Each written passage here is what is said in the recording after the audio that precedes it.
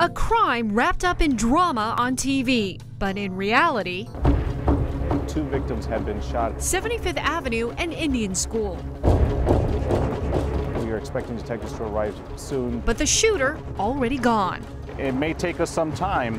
However, we want to be sure that we are collecting the right evidence to identify the right suspect. That evidence from the scene ends up here at the crime lab. Deborah Richards has been a forensic scientist with Phoenix Police for 2 years.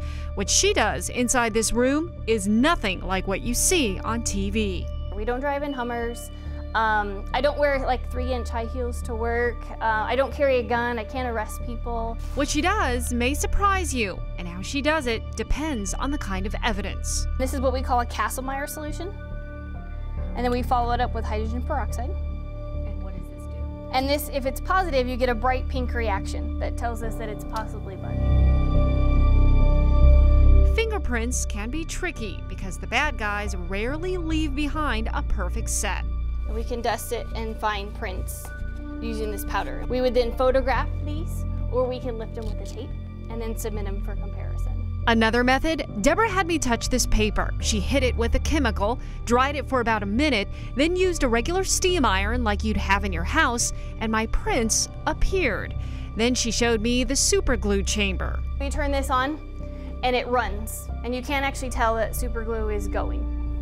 Is it just permeating the air, that Correct. super glue? Uh-huh.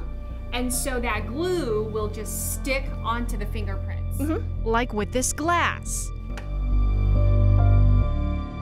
In the dark, you can see the prints pop with a UV light. And if investigators find duct tape, especially on things like home invasions, sometimes even in kidnappings, or sometimes maybe even rape cases, and they like to use it to bind up victims in some cases. they paint a solution and run the tape through water. In seconds, What develops Look at that. are the fingerprints. 2 fingerprints right there. Yep.